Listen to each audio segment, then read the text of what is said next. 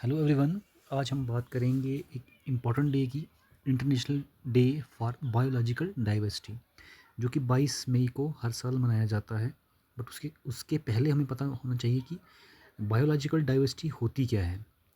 Biological diversity का मतलब क्या होता है कि different variety of plants, animals, wild life, यानी कि जिसमें कि टेरेस्ट्रियल इकोसिस्टम भी आएगा, एक्वेटिक इकोसिस्टम भी आएगा। तो बहुत सारी चीज़ें इसके अंदर आती हैं। अगर हम देखें तो यानी कि एक जो पक्षी आसमान में उड़ता है वहाँ से लेके जो ऑर्गेनिज्म पानी के अंदर रहते हैं उसको हम जो है बायोलॉजिकल डाइवर्सिटी कहेंगे। तो इस पिक्चर में आप देख रहे हो कि यहाँ पर बर्ड्स भी हैं, यहाँ पर एनिमल भी हैं, यहाँ पर ये देखें जो एक्वेटिक एनिमल्स हैं, यानी कि animals which are living inside the water, ठीक है। और आप इंसेक्ट्स भी यहाँ पर देख रहे हो। तो यानी कि सारे कुल मिला के इन सबको हम बायोडाइवर्सिटी बोलते हैं। इनकी बहुत ज़्यादा इम्पोर्टेंस है। ये हमारा इकोलॉजिकल बैलेंस जो होता है उसको मेंटेन करके रखते हैं। हमारी जो बायोडाइवर्सिटी है ये कहीं ना कहीं क्या है, बहुत सारे ह्यूमन एक्टिविटीज़ की वजह से क्या हो रही है, इसके ऊपर बुरा असर पड़ रहा है। जैसे मैंने यहाँ पर देखा है, आप देख सकते हो 5 थ्रेट्स। तो बायोडाइवर्सिटी, हमारी बायोडाइवर्सिटी जो होती है बहुत सारे कारणों के कारण जो है उसको नुकसान पहुंचता है ह्यूमन एक्टिविटीज़ की वजह से। जैसे हम पोल्यूशन करते हैं, पोल्यूशन की वजह से हैबिटेट डिस्ट्रक्शन, ओवर कंजप्शन कर लेते हैं अपने रिसोर्सेज का, ये क्लाइमेटिक चेंज हो जाती है। इन्वेजन स्पीशीज़ एंड डिजीज़, यानी कि जो बाहर के जो नॉन लोकल स्पीशीज़ होते हैं वो अगर एंटर हो जाते हैं लोकल एरिया में तो बहुत सारे रिसोर्सेज को एक्वायर कर लेते हैं, जिसकी वजह से लोकल रिसोर्सेज जो होते हैं, ये लोकल जो डाइवर्सिटी होती है, लोकल ऑर्गेनिज्म जो होते हैं, लोकल प्लांट्स, एनिमल्स, बर्ड्स जो होते हैं, उनका जो हैबिटेट होता है वो कहीं ना कहीं डिस्ट्रैक्ट हो जाता है। तो इसी के कॉन्टेक्स्ट में जो है ये बायोलॉजिकल डाइवर्सिटी एक डे जो है मनाया जाता है 1992 से। 1992 से जो है यूनाइटेड नेशन कॉन्फ्रेंस हुई थी, जो कि किसके ऊपर हुई थी, एनवायरनमेंट एंड डेवलपमेंट के ऊपर। एनवायरनमेंट एंड डेवलपमेंट के ऊपर एक समिट हुआ था। समिट यानी कि एक कॉन्फ्रेंस हुई थी, एक मीटिंग हुई थी, कहाँ पर, रियो डी जनेरियो में। और इसका मकसद यही था कि लोगों को अवेयर किया जाए, जो कि आपके साथ मैंने डिस्कस किए डिफरेंट इसके थ्रेट्स, ताकि वो थ्रेट्स ना हो, ताकि वो ह्यूमन एक्टिविटीज़ ना हो जिससे कि बायोलॉजिकल डाइवर्सिटी के ऊपर इसका असर हो।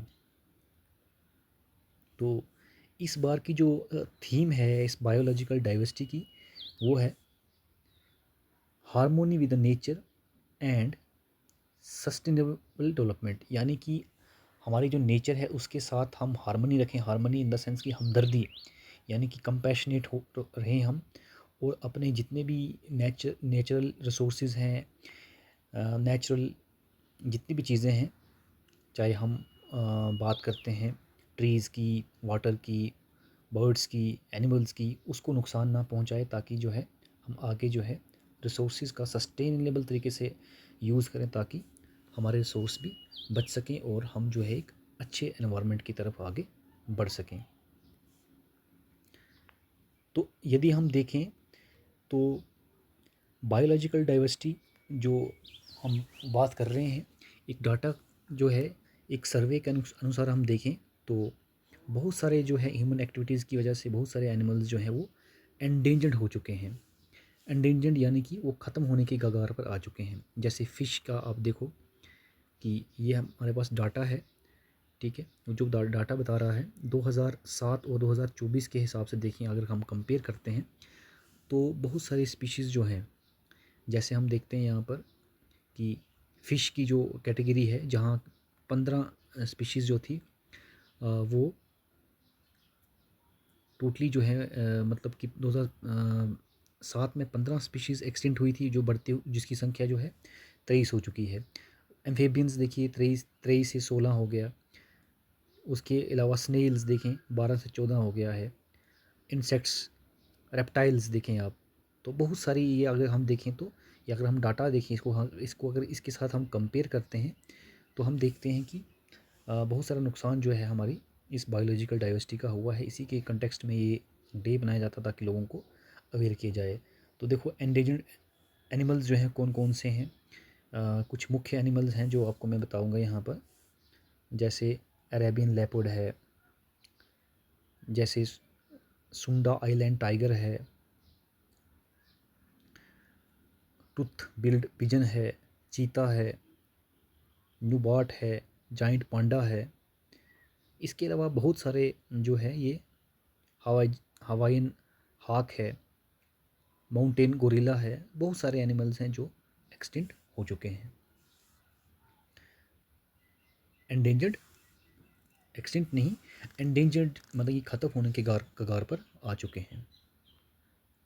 तो इस बायोडाइवर्सिटी को कैसे मतलब कि हम ख़त्म होने से या इसको जो है इस इसका जो नुकसान हो रहा है उसको हम कैसे जो है इस नुकसान की भरपाई तो नहीं कर सकते, एटलीस्ट कुछ एफर्ट्स उठा सकते हैं। जैसे अगर गवर्नमेंट कुछ पॉलिसी बनाएगी तो उसके ऊपर भी जो है कुछ लेजिस्लेशन, कुछ लॉज बनाए जाएँ और तगड़े और अच्छे लॉज बनाए जाएँ ताकि जो है इस बायोडाइवर्सिटी को हम नुकसान होने से बचा सकते हैं।